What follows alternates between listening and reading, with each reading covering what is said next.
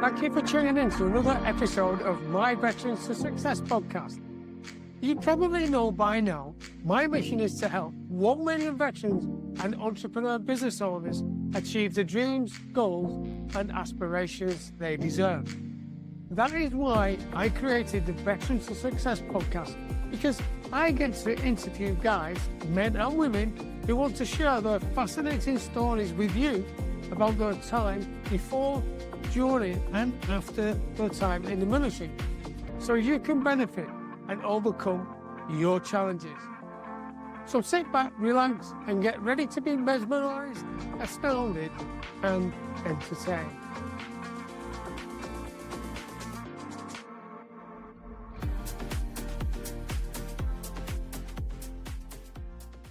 Now, hello and welcome to another episode of Veterans to Success, the podcast where I get to chat to some seemingly ordinary people with extraordinary stories. And today I've got with me Sheldon Samuel. Hello, Sheldon. How are you doing? How you doing? I'm okay. That's fantastic. Thanks for having me. No, my absolute pleasure. And you know, we've had a good few chats now. I know your story, which is amazing.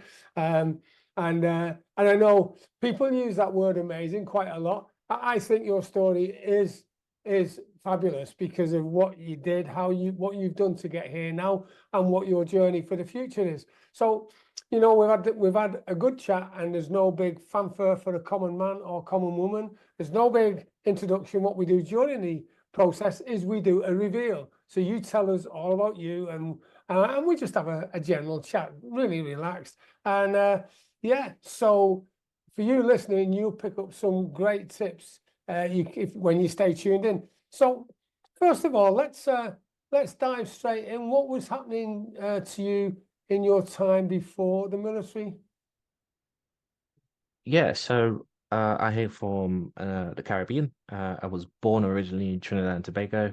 I grew up in Grenada, left Trinidad when I was 3 years old, and I grew up in a typical household, mother, father, and I have a younger brother. Unfortunately, my parents separated at some point in their relationship. I was going through school, took that really hard, really. But there was always something in the back of my head that had me focus. You know, I'm a dreamer. I don't mean a dreamer as an idle dreamer, but I'm someone that put things in my head and I like to commit to them. And I like to see them through. So I think at the early age, I didn't understood this, to be honest.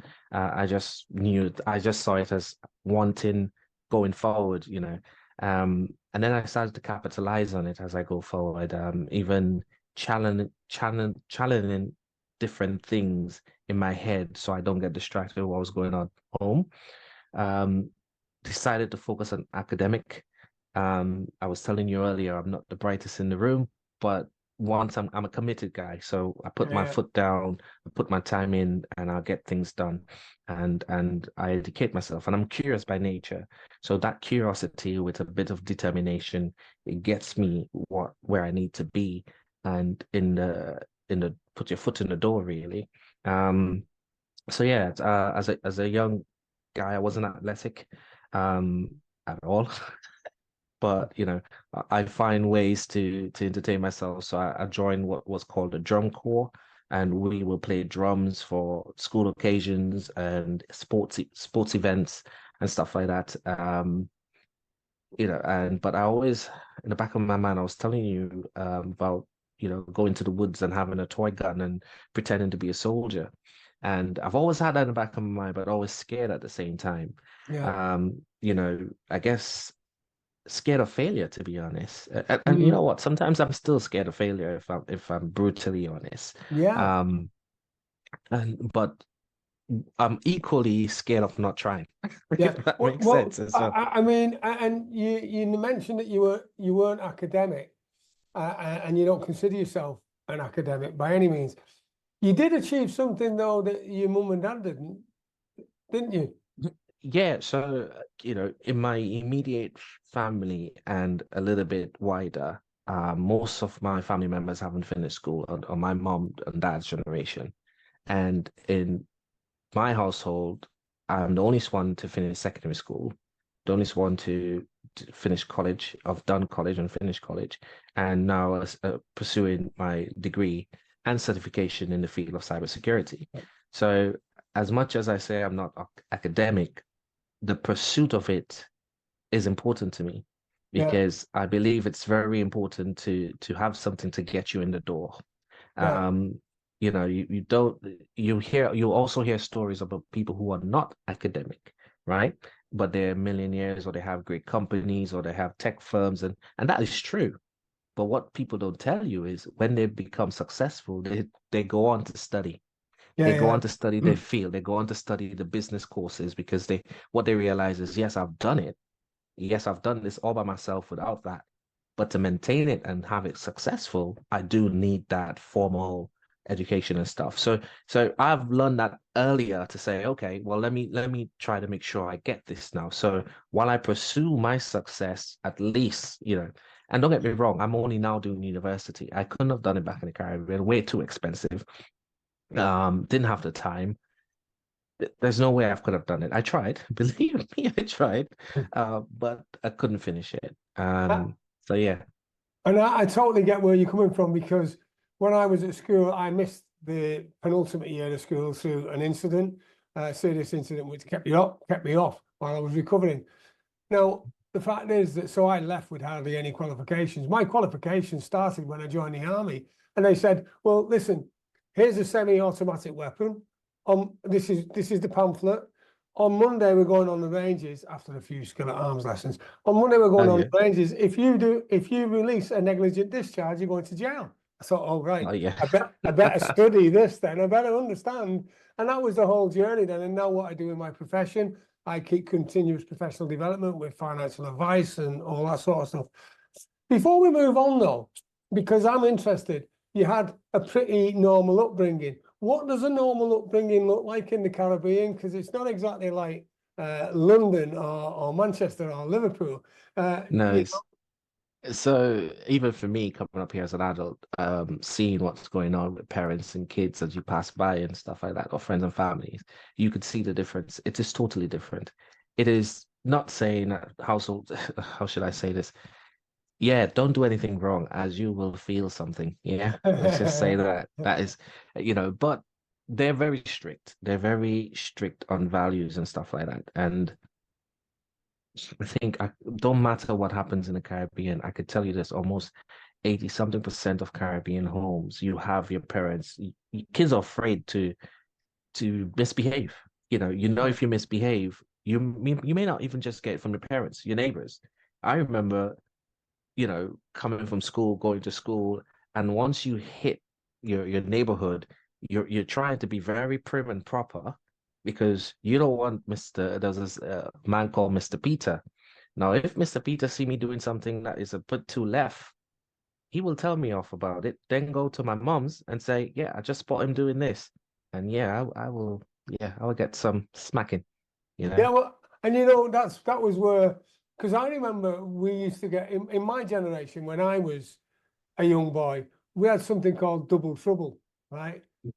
And if I was told off by, because back then there was a lot of respect for police, uh, and if and they had the bobbies on the beat, and if the policeman Mm. told you off, or the policewoman, then you wouldn't argue. You just say, yeah, okay, because they probably knew my parents, and they go home and tell my parents, and then I get trouble again for Double trouble. I didn't like it. double trouble.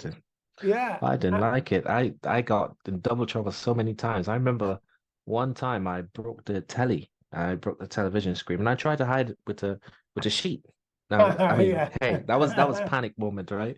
And and she punished me not because I broke it, to be honest, because she explained this to me afterwards. She said, the mere fact that you cover it with a sheet and thinking that I'm blind, yeah, Yeah, rather than come to me and tell me what happened, I was like, okay. So the point I'm saying is it's a lot about teaching principles, being yeah, upfront, owning your mistakes. So I've learned that and it served me well in the army because even if I made a mistake or I didn't do something the way I should have done it, I own that mistake. What that does is help me become a better person, mm, and it shows people I have integrity. You know, I'm Yeah. not going to beat around the bush. Okay, fine. I didn't do it too well. I'm really sorry about it, but my aim is to get better or to push further. You know, give me a chance and I'll show that to you. And that's a great value, honesty, you know, being open and taking responsibility, because there's so many people nowadays who aren't prepared to take responsibility for their actions. And in this Yeah. world of social media, hey, here's me saying world of social media, I'm broadcasting this podcast, but the thing is, the podcast is based on values, reality, Yes. and good values, right? And we're not photoshopping anything. If we and I'm certainly not going to edit this so it says something that you didn't say or I didn't say, because if there's a or a it'll stay in there, right? We don't edit, it just goes out live.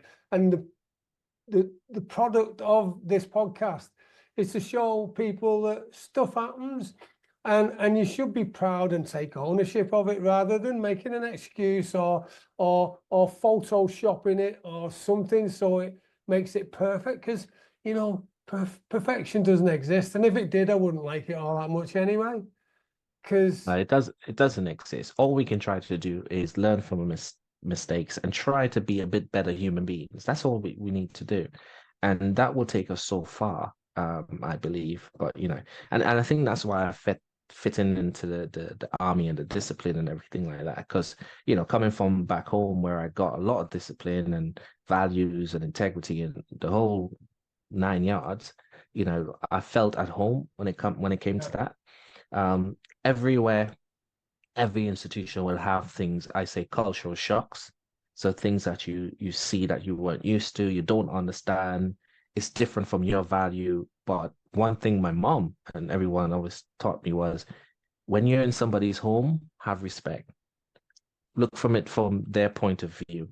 And even at the end of the day, you don't understand it, hold your value, but respect others. And that's what I learned and took away from that. good. And we do share many values, and in some sense we're kindred spirits, because before I joined the army, I played the violin for years, and I did have some ambition to become a professional violinist with the Philharmonic, and then I changed my mind. I Nice. joined the army as well. Now you had you had the same journey, didn't you? You were on the way to being an accomplished pianist. Yeah, pianist. Yes, I was. But at that time, I was in my teens, and I think at that time I was having a little bit of rebellion, you know, because my mom that introduced me to it. I was good at it, um, but it wasn't something I chose at the time. Yeah. So I didn't realize, and also as well in the Caribbean, sometimes we're not exposed to the wider world and how far we can go with things. Bless my mom, she tried, but what I'm saying is we didn't have social media Yeah, like yeah. that back then. So even on my own, I didn't see the value or where I could have gone with this.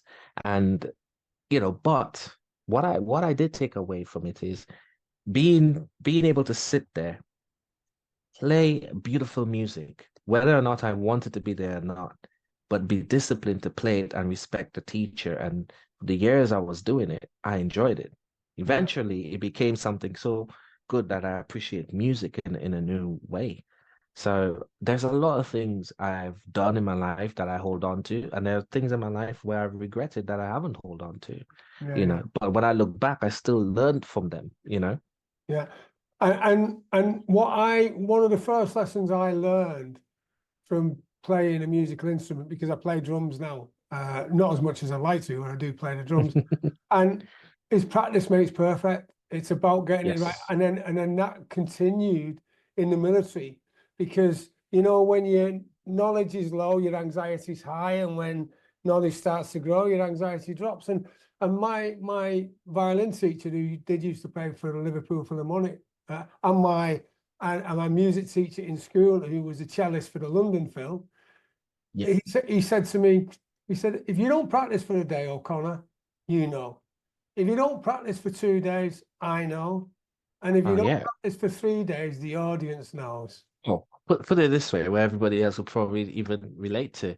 If you accustomed to exercising, you know, and you don't for a few weeks, you're going to feel it when you do, right? Yeah, yeah, yeah. Yeah, Practice, yeah, practice make perfect, you know. it So does.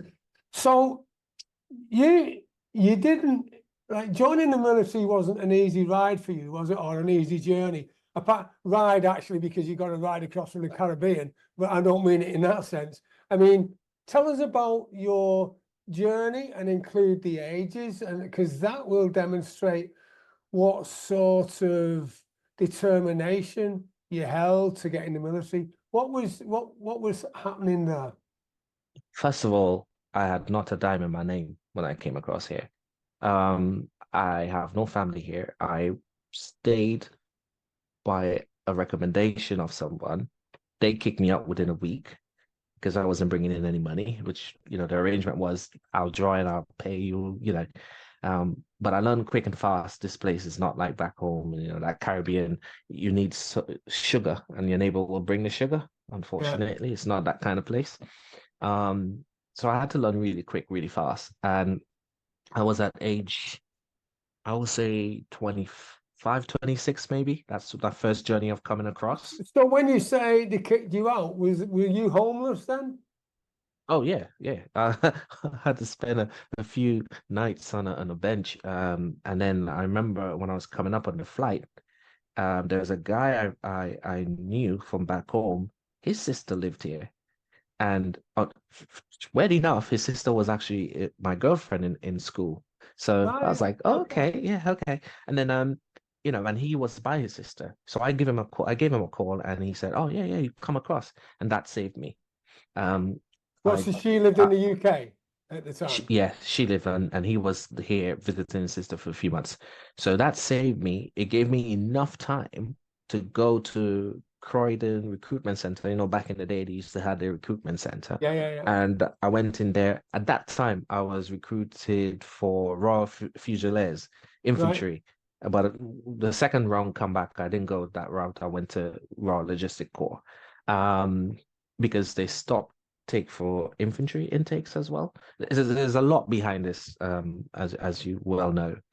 Um, so yeah, so that was my first time. So It just wasn't a just nice. elaborate on that a little bit, because I know the person who's the listener may not know. So they stopped the infantry taking for, was that just for Commonwealth or across the Yes, board? so okay, so how it is my understanding of it then, because I remember when I just came, I didn't have a Scooby. All I knew is I wanted to join the army. Yeah. So Yeah, I had to learn quick and fast. Some things I remember, some things I don't.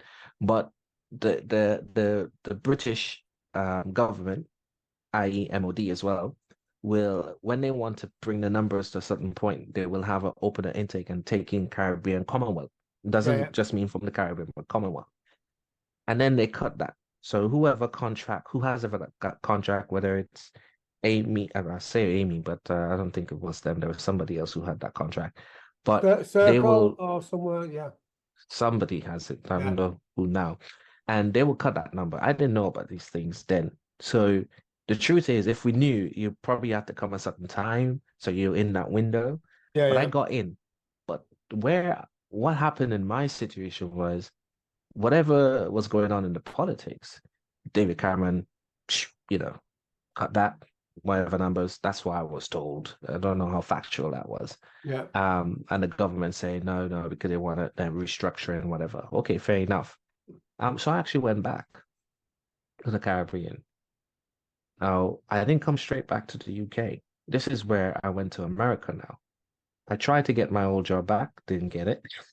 Right. I had to do odds and bits. So obviously I used to work at the bank. So I at the bakery I did accounting. I And this is drove. in I America, right? Because you went back to the no, Caribbean. yeah, I went back to And Grenada it, and and he said, before you're not getting a job here, mate. So, can't get a job back because I left it. Um so when I went back I had to do little odds and bits.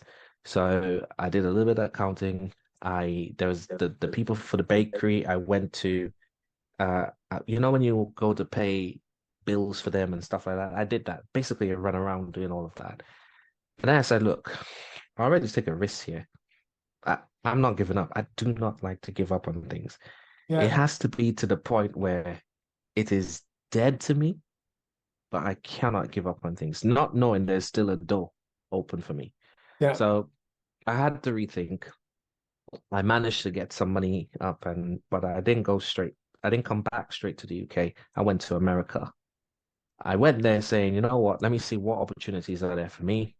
So I went there. My family, I had cousins there, not second cousins, and they helped me get a construction job.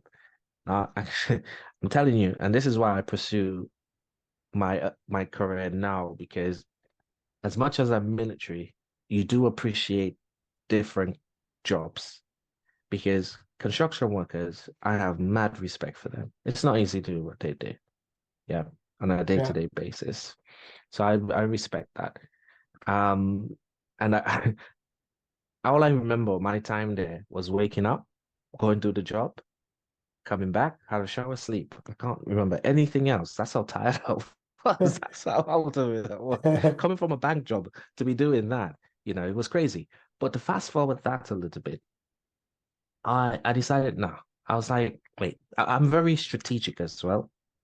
So I was like, no, what I'm doing here, if I just sit here and do this, it sets me back from where I was. Why I left where I was, not to go back, but to go forward. Mm, But this is where the hard decision comes, which is where a lot of people get scared, even myself. You have to take a step back to go forward. yeah. Most people panic in that moment of decision, panic. So they don't know if to go back or forward. Then they know they probably have to go back, but they don't want to go back because you're embarrassed or whatever it is, but you do. And then that's like the rabbit in the headlights, isn't it? They just get Mm. paralyzed by the fact that something's not going to plan. And Yeah. because of that, they do not have anything else to fall back on or go forward. So yeah, it's about being resourceful, isn't it? And I resilient. like that. I like that question because the thing is, I'm resourceful in terms of my determination. I do not have all the answers. All I know is I have to go back, make some time, or chill out for a little bit to go forward. So I Yeah. went back. And when I went back, I was like, okay, the thing is, I'm very approachable, friendly, reliable. So people would come to me, talk to me, and if they point me in a direction. So I had my godfather, who's also like a really good role model. He was a police officer back then, and he recommended that I go for airport security job while I figure out what I need to do. And I did. I got that job. And then they had this new program where you could be a undercover airport security officer. Guess who's gonna go for that? Me. All right. It's brand new. Let's see. That's my kind of thing. Yeah, yeah, let's go. So I did that while I figure out my next move, and I did. Um, Unfortunately, I will be very honest and blunt about this. The immigration system in the country could be very harsh. Um, I was dating my um ex-wife at the time, and when I came up one time, they locked me in a detention center, saying I'm here to overstay, which wasn't the case. I've never overstayed. I've never done anything. I have perfect record, really. And long and short of that was I got locked up in that place for a few days. I And actually where that was this? In the UK? Yes, it's called I can't remember the name, but they got in trouble in the news because the conditions were not right for people if you say you overstay, you shouldn't be staying in conditions like that. Literally like a prison. Um, and I felt really defeated then. I'm not Yeah. gonna lie, it broke me. It really broke me. And what was this? Um, Was this at Heathrow when you flew across from that's Grenada? Gatwick, Gatwick, right? Okay. Gatwick, yeah. And I I decided that happened and I came back. But the long and short of the success from that incident was I did get justice because it was a wrongfully detained thingy, whatever, and Yeah. with the lawyers and they reversed it and apologized and everything like that. Oh, well So done. yeah, so as the journey, and this is what people don't, I've come to realize, success is not just it's made. Success is a lot of challenges that a lot of people wouldn't tell you because it's personal to them. So they would not tell you that this and this and this happened. They will give you good advice, but I think it's not the best. This is my opinion. it's good to give them the disasters, because if you give them that advice and they don't have the disasters, when the disasters happen in their life, they will know how to handle it. And not everybody is made of me and you, when we have something about us, and that's why when we go to the military, we could survive. We could make it because there's something extra in us, right? And not to say it's a bad thing, but with other people, that's not the case. Yeah. So to me, that's just my opinion. You have to give people the nitty-gritties of it to say, yes, I am succeeding. I am on a path, but you know how many times I failed? You know how many times how this happened to me? You know how many times that happened to me? It is bonkers, right? Success do not, and even the people who hasn't gone academic or whatever, I'm sure if you do a Google search right now and you happen to find information, you might hear how many times people tell them no, they're no good, they're Yeah. this, they're that, So And yeah, it's that's just about my opinion. yeah. I mean, it's like Mike Tyson says everyone's got a plan till they get punched in the face or something like that. And then there's other ones like it doesn't matter how many times you get knocked down, it's how many times you get up You get up, yeah, that counts. yeah. And I think that was Muhammad Ali actually. Now, what I find interesting, and I always get this, one of the reasons I love chatting and recording interviews with my fellow veterans is because the reason I always insist on having pre-meetings before we record the podcast instead of just tipping up and recording it. I like to find out stuff because and all about what makes you tick and the other guys that I've spent time with tick. Because you just say things like it's a matter of fact. What you slipped in there that probably the person listening or the listener might not have picked up on is you had a divorce in all this. You haven't even got in the army yet, right? So what's happened, right? You didn't know you finished secondary school, which was spot on. You then decided you wanted to join the military. You come over to the UK, you got knocked back because they'd stopped taking in because of David Cameron or some reason. So you went back to Grenada, right? They said, you're not coming back here, mate. We've got no job for you. You went off to Britain, stay in Britain. So then you thought, right, what am I going to do? So you went to America, you got a job in a bank, you were doing okay, and then you didn't like that. So then you went to be a labourer, and then all of a sudden you woke up one morning and said, I don't like this anymore. So you came back to the UK. At what point in that lot did you get married? Yeah, so when you put it that way, I'm trying to figure it out myself. But it's a good job I listen, isn't it? Hey? yeah, you know what? In the madness and the chaos, I also wanted normality. I also wanted a life because I was getting older as well. So, and you find remember, this is a strange world, strange country to me. So you find comfort, in something or someone. So I think at that point, that's where it happened. But also, as I said, that was me being naive, going into the military thinking I could handle it and still handle the relationship. Because that literally from the start, and I got the signs from her in a sense, it broke down everything, you know. And as much as we tried to keep it going, just it just wasn't working. And the good thing about it is though it was a mutual split. Yeah. It wasn't nasty. It wasn't anything ugly to the point where, It was literally a decision, mutual decision. Did you get married before you joined the army on the second time then? Yes, just before. So yeah. So interesting Because your story wife again. didn't want you to join the army, did she? Yeah. So I got married in October. I joined the army in November. I literally sat signing the papers in Right. November. So So do you maybe that take didn't help. So maybe that didn't yeah. help. Do you Yeah, take that didn't this? help. Do you take this woman to be your lawfully wedded wife and spend the rest of her life with it? Yeah, I do. Oh, I'm Yeah. joining the army next month. Yeah, yeah, but it didn't go down well, and that's why I said if you remember me saying there was a point where the whole family was having it was a big debate, and the only how I got away with it is because her mom said, let him do what he has to do. All right. Okay. Yeah. So you're back in the UK, you get married, Mhm. and you join the army.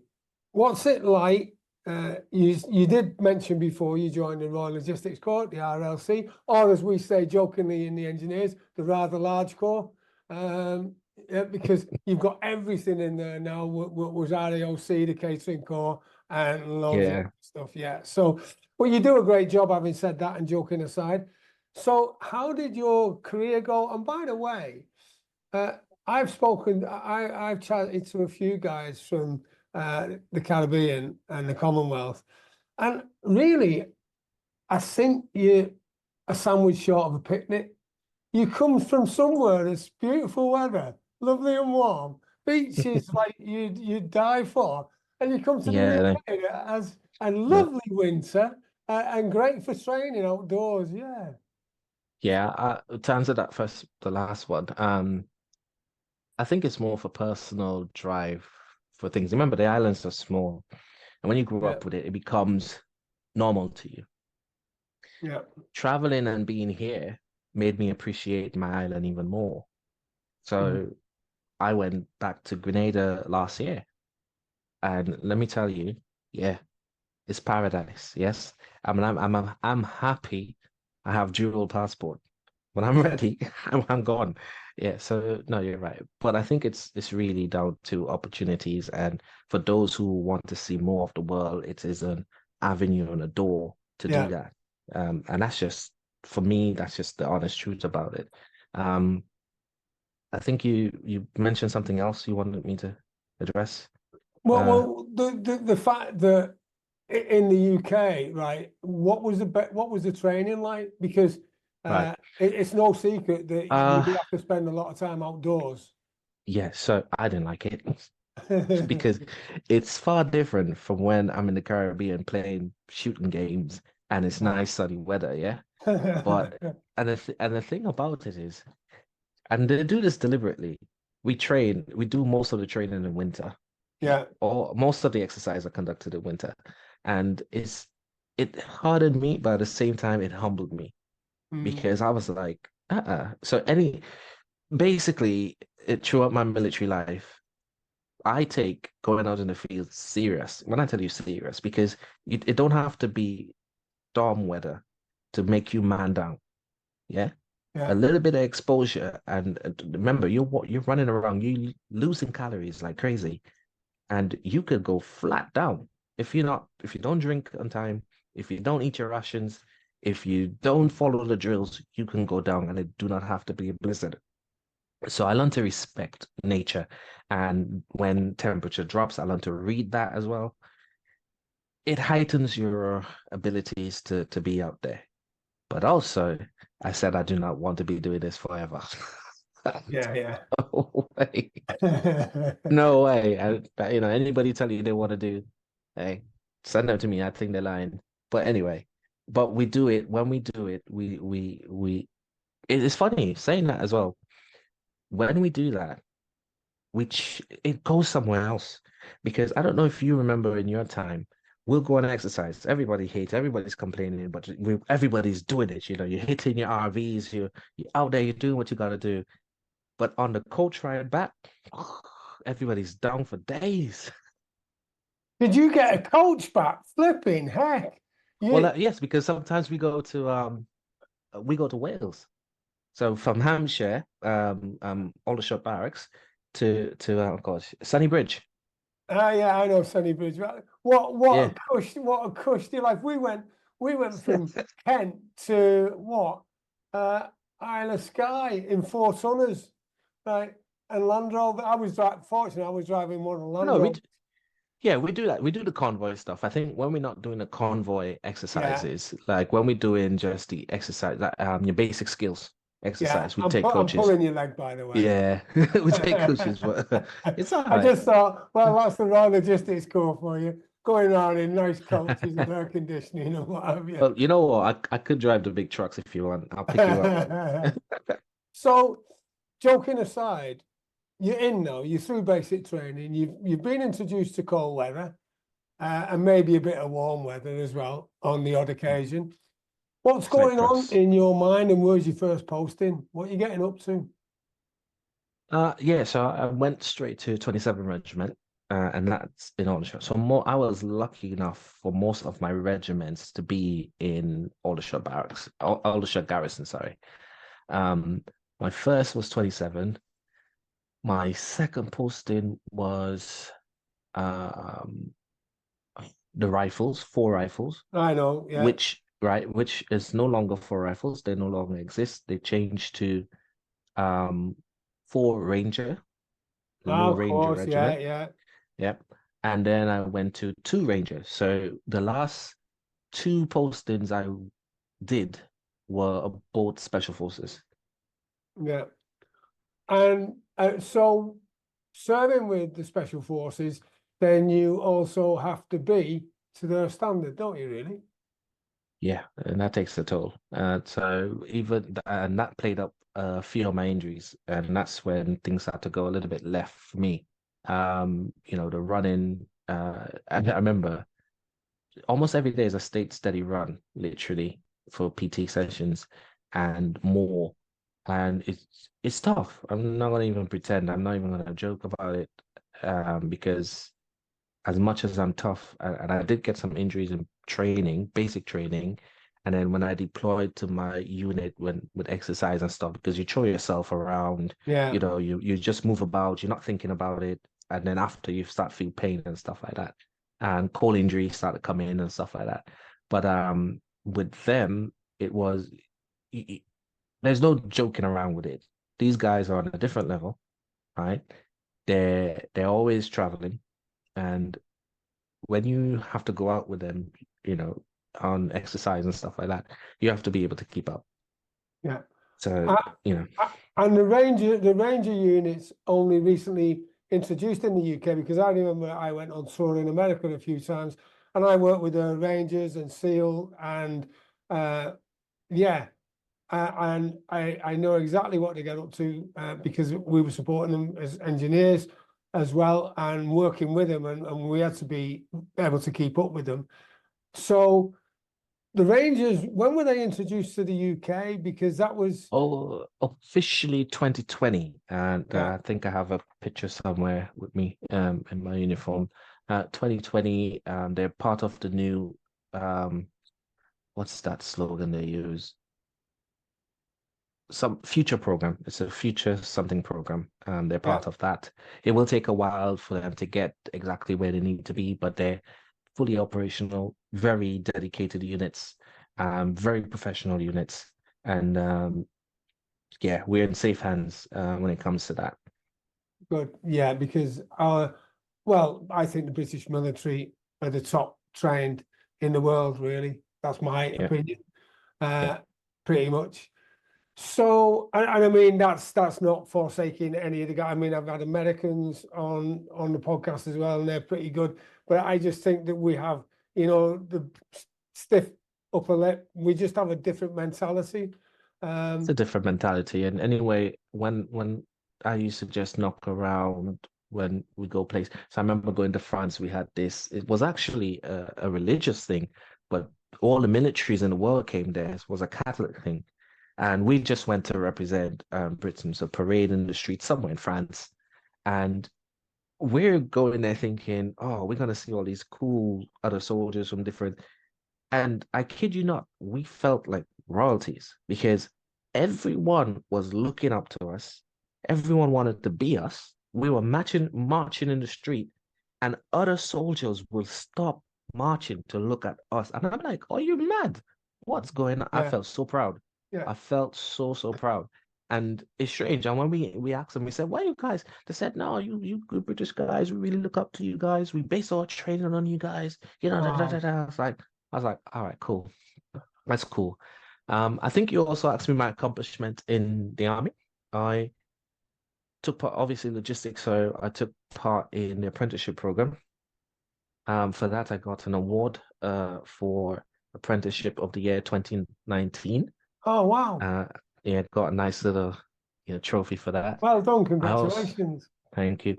I also have I believe 4 commanders coins for different accomplishments in my professional work and and my attitude on exercise and stuff like that. Fantastic. I also got a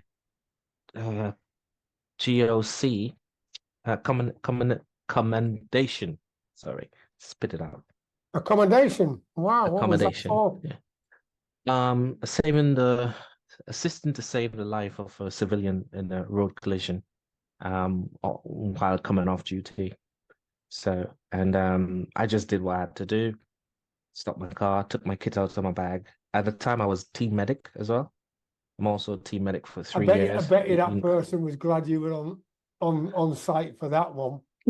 I was like, yeah, you know what it is? It's funny because you always wonder in the event of anything happening, you know, the height of flight kind of thing. If you would stay, run, what would you do? Because no matter how trained you are, when stuff happens, you would know what you would be doing. Yeah, when right? it hits the fan. Yeah. When it hits the fan. And all I did was, I just pulled my car up, and because when I was passing, his spine was, on the curve. So his butt was on the floor of the thing, and then his back, the rest of his upper body was on the curve. And then I saw people trying to move him. So I just pulled the car up and be like, no, do not move that man. You do not know if he has spinal injuries or spinal injuries. Let's try our best to keep him stable for now until we can get help. The air ambulance came. They couldn't even move him at the time. So I went, it was raining. I got my kit out, kept him warm, kept him talking coherent and everything like that, And then it so happened that a female doctor was there and she was pregnant.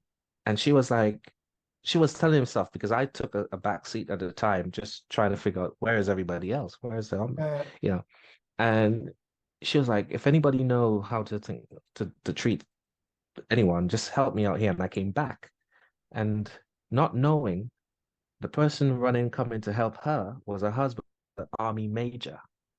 Right. So so the army major saw what I was doing, helping his wife to help this person. And I didn't speak. He just asked me name, rank, number, and what unit I'm in. And I just told him because by now I forget about because when you're going off duty, you're like civilian. So because the major is there, I'm like, yes, sir. So I'm like, oh, am I in trouble? Because I took my kit and I left him with some of my kit as well. So I'm like, oh man, am I in trouble? I'm thinking, am I in trouble for saving someone's life or what? Or what? That's to tell you, right? And then when I was in the unit within the week, I heard the CEO called. We were on parade, and he called my name, and I was like, sir. I was like, what? What did I do? I tried to think, what did I do? And he said, no, he didn't even want me to match up. He just said, no, just walk to us, just come to us in front of everybody. And he said, give me your hand. And he took his hand, and in his hand was a coin. And he said, this will be going further for helping save the life of a civilian. You're going up for a recommendation. I was like, whoa, wow, that's cool. And I thought I was in trouble, So and that goes back to what we were saying earlier, pretty much at the start. We're made differently, the way that we can react under pressure, and it's just and some people can't do that. I remember similar. I was in Hull driving past, and I just saw this motorbike get hit by a car, motorcyclist, and just stopped. And then just directed the traffic, said, put your car there, just stop the traffic, make sure they come round. And it was just instant. So, it's the simplest thing in a moment that helps everyone else do what they have to do. And that's what it is. And you don't do it for reward. You just do what you got to do at the time and place. So, but I was lucky enough to finish my career earlier than planned, but I still had some achievements. Well, congratulations for that. Thank you. To receive accommodation is like up there. That's absolutely fantastic. So what else did you get up to? And because you're working with Rangers now, you've identified that you're battering your body, because most of us do, don't we? I know that during my military career, training and stuff, and when I got up to my body's being battered. So now you're thinking, maybe not. And of course, coming from a lovely part of the world where it's always warm, maybe a few storms and a bit of rain, but predominantly a nice warm country. And then you have the extreme weathers we get here, and you get this stuff called chills, don't you? And frost Cold injury. damage. Yeah, cold Is it a injury. cold injury? Cold Yeah, injury, yeah. yeah. Yeah, so I got when officially when they diagnosed that injury was I was in Wales on an exercise. Do you remember the Beast from the East? Yeah. Right. So we were in maneuvers in Wales, Sunny Bridge. Beautiful place. That Yeah, yeah. yeah, yeah, we shouldn't have been there, but we were there. But by the Uh, way, Senny Bridge is a beautiful place, but it is. not in the context that we go there. No, not in the context that we go. And I always have to explain that to people because I love Wales Yeah. and I love the hills and everything, rolling hills and everything. But when you go, and I always say to people, they say, oh, if you go to a country with the army, that's cool, you travel. I said, listen, I don't see what you guys see, yeah? I remember going to Cyprus on exercise. Sorry, I know I sidetracked a little bit, but I It's went to okay. Cyprus on an exercise and we were, Cyprus is kind of rocky a little bit, Yeah, yeah. and we were there going up and down, and Know it that's well. what I see of Cyprus. So someone said, "Oh, some friends say, oh, they go to Cyprus." I say, "Yeah, I've been to Cyprus once." They say, "Oh, so you see?" I said, "Listen, no, I didn't enjoy it. I didn't see what you see. Don't even go there, yeah." But but no, yeah. So I came down with that injury. The truth is, you have to remember my part and how I got here. Remember I told you I'm always strategic. Yeah, So I started studying with the Open University in 2020 officially. right. That's me preparing for getting out. That's me Yeah, preparing myself, not depending on the army to give me anything, just preparing myself for the kind of future I want. So you have to remember the army has nice little things in place to help you, but that's very generic, right? If you know you want a certain way of life, a certain lifestyle, a certain career, you really need to give yourself that extra boost, yeah, right? So as I would say for any present soldiers listening now, what's important is preparing for your exit. Don't get comfortable. I'm here now, I'm in the uniform, and just say, "Nah, I might go for 10 years." You never know what can happen within that 10 years. A lot yeah, can happen. Prepare, always prepare. And you know what? Soldiers know this already. No soldier go into any environment not preparing for an exit. There's no way any soldier living right now does that. no, Anytime we go anywhere, we prepare our exit. We prepare our RVs, we prepare to go left, right, different parts. yeah. So this should be a natural skill for any soldier. It's not difficult. Once you apply it, you'll be fine because we do Mm. it day to day. And that's my advice when it comes to that. Yeah. So you've started the own university. Who else knows that you're gonna do one? Is it just You you mean, doing it? Or are you gonna sorry. leave? Who else knows that I use the term do one, i.e. leave them? Yeah, yeah. I kind of kept that close knit, because at the same time, so I have this professional way of thinking. As much as people are fine and good with you, you start saying I'm gonna leave. When things happen, they think you're not putting enough in, Yeah, right? They start thinking differently, or opportunities come, they may not give it to you yeah, because you might need that opportunity to build your skills later on. So yeah, I don't have that conversation with chain of command or on the chain of command in terms of sergeants and staff sergeants. yeah, I just had that, like, my peers, people like close knit, and say, you know what, I'm doing this. And I gave some advice, and some of them are presently now studying as well, right? Just because, again, opportunity, you still want the opportunities to come in. You do not want to give your superiors the idea that you do not, your heart is still not in it, because your heart is. You're just preparing for the future. mm. And they're bright people. They may not think that, but sometimes, you know, as I said, it's more along missing opportunities. You don't want to miss any. And what sort of challenge did you face when transitioning from the military? Um, to be honest, I faced the challenge I came across was more my own self.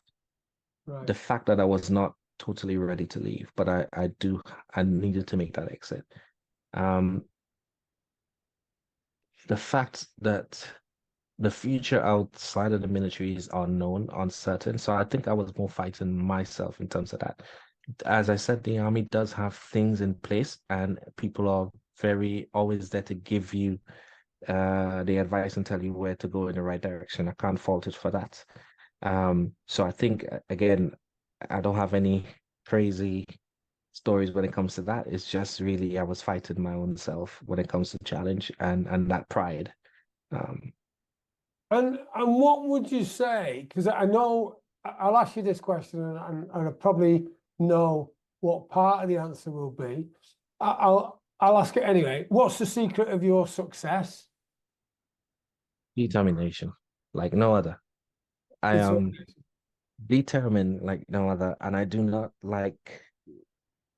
I wouldn't say I don't like to hear no, because no is healthy to hear, but I don't like to give. I don't like to give up. I'm very determined. When I set goals, I'm very goal oriented. Yeah. Um, it's like maybe it's a drug. I don't know. A healthy one, by the way. Healthy one. But no, I think yeah, determination is my answer when it comes to that.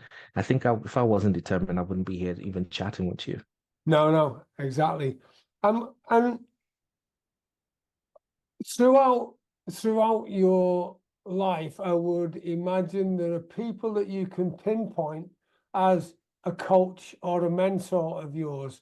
What is, using the memories that you have, what are the values and benefits of having a good coach and or mentor, do you think?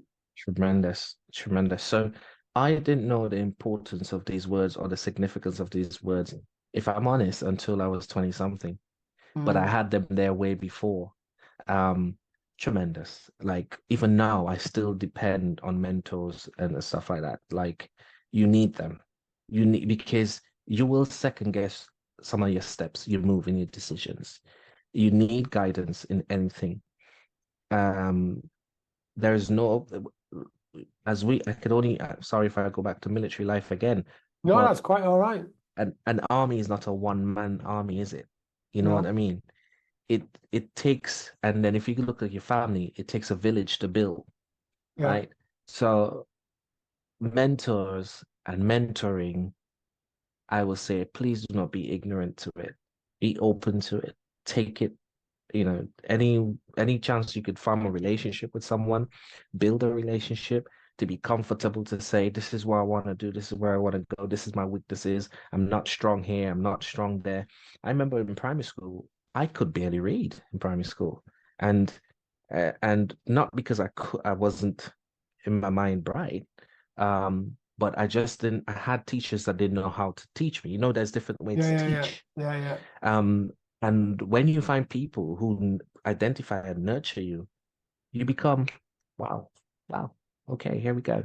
So, mentor, my mom is one of the first and foremost mentor. I have my stepdad is not stepdad, but godfather. He's a good mentor.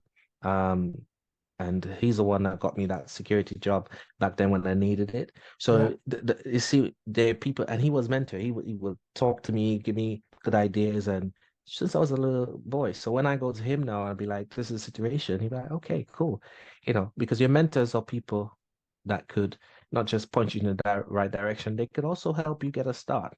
You Yeah. never know, Yeah. So Uh, that's my take on that. Well, thank you for that. And then also we were, I reckon, the military, Army, Navy, Air Force, whichever division you serve in, is probably the greatest social network that you can get on Civvy Street. How important do you think it is to have a good social and business network? Business being in business, other businesses that you want to be introduced to, and social being your friends and stuff. How important do you think that is? Think networking is it's important, like massively, if I understand your question Yeah, correctly. yeah. Um, the army is a natural network that you can't even get rid of if you tried. And guess what? You don't need to because you need it. and it's good, right?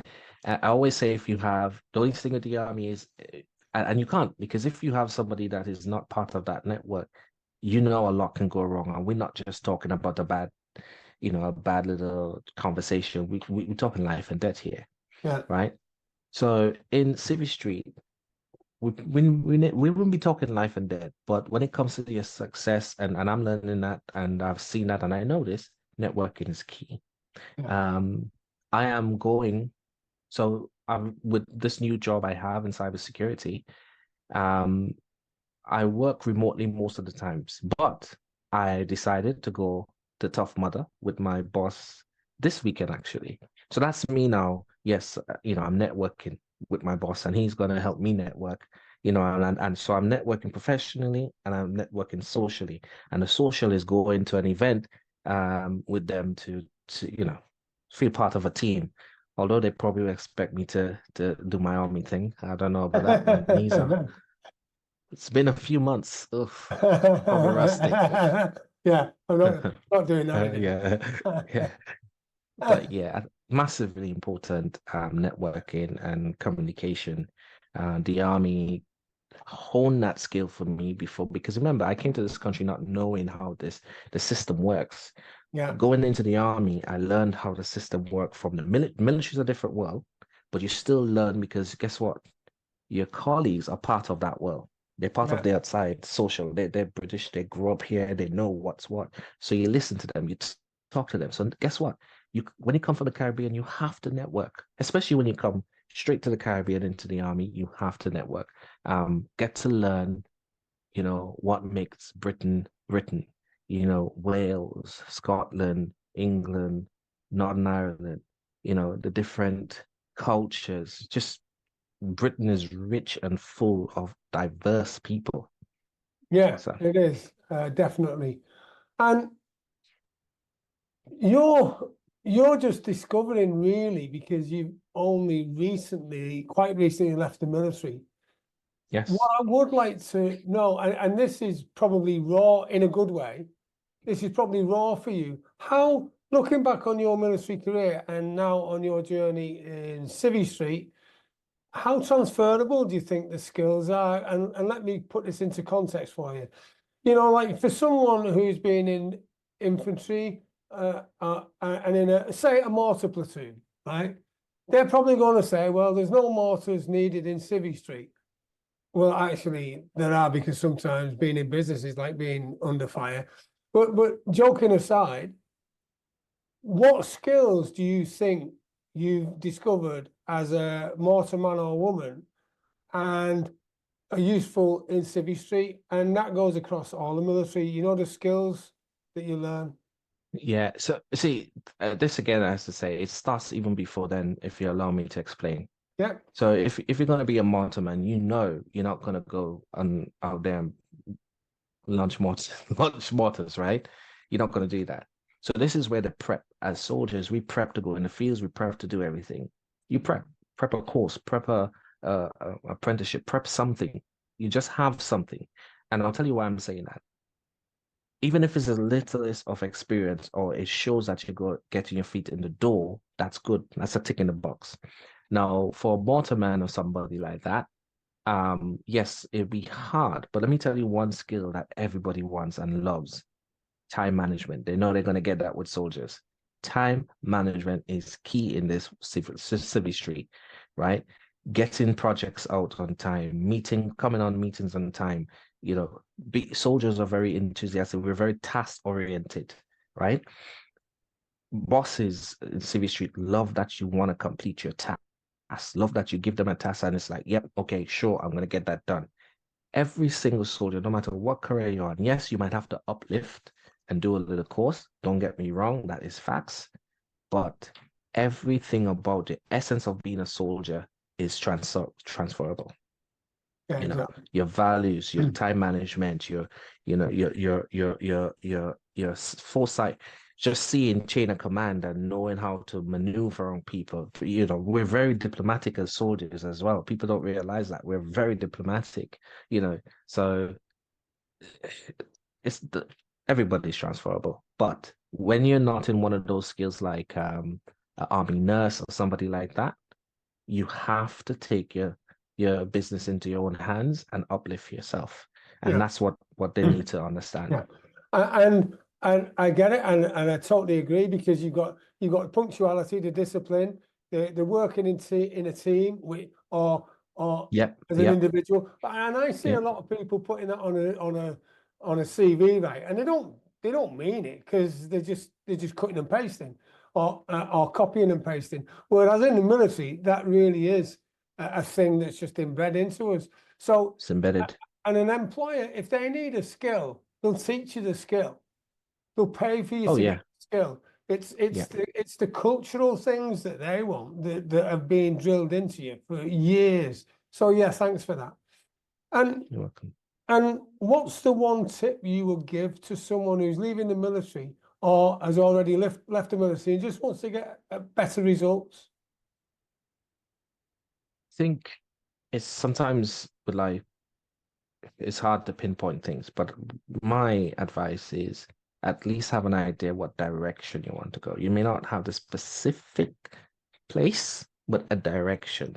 So at least you spend less time on things that you don't need. And so I was very, very, when I was getting out, everybody tried to get me to go here, there. But my plan was already instilled in 2020. So I was, nope, I'm not wasting time with that. Nope. Yeah. And I had interviews lined up before and everything like that. So you just have to know what you want, where you want to go. That's the best way to start. And then let things that you can't really figure out, try your best to research. And if you can't research it, it will play out, but you have to be on the right path. Yeah. So whether that part is, and by the time you leave in the military, you spend a lot of time in the military. So if you know you want to be a carpenter, don't waste your time with anything else. So basically, I'll put it this way. If you want to be a carpenter, don't go drive lorries. Yeah. Go be a carpenter. Go, even if you have to start low, go be a carpenter. Good. Thank you. And we're coming up to the end now, and I know we could carry on talking for hours. Yes, I do have some meetings. Yeah. So what's the future hold for you now? I think the future is bright. I think I still have to iron out a few bits, personal side, but the future is bright. I think I'm very determined. I do not like to give up. So I think if I keep up my part and even modify my part, the future is bright. In the next 5 years, I plan to start my own business. So yeah, that's the plan. And it'll probably happen before 5 years, actually, knowing you. It probably would. But that's just me. Yeah, but that's you being a strategist, which I know you are. You're very, very focused and very driven. Yep. And finally, how can people get in touch with you? Oh, sure. My LinkedIn, I probably could pass that on. You let me know how I could pass that on. Yeah. My LinkedIn and even my phone number I could pass on to you. Fantastic. Yeah, we'll do that. So, Sheldon, thank you so much for being on the podcast today and joining me. It's been an absolute pleasure. Thank you for your service to our country and coming across from the warmer parts of the world to spend some time in the UK. And I wish you very best for the future. Okay, so if you want to learn more about what's available, remember the resources. One place you can go to the hub, joelteams.com, joeteams.com, where you can find out lots and lots for the price of less than 2 cups of coffee per month. Thank you. joeteams.com is a resource I have created to fulfill my mission to help 1 million veterans and business entrepreneurs like you achieve the goals, dreams, and aspirations they deserve. joeteams.com is jam-packed full of valuable resources specifically designed to help you on your journey to success. Visit joeteams.com now to find out how you can join and start your journey to success immediately. That's joeteams.com, joeteams, joeteams.com. And until we meet again, have a brilliant day.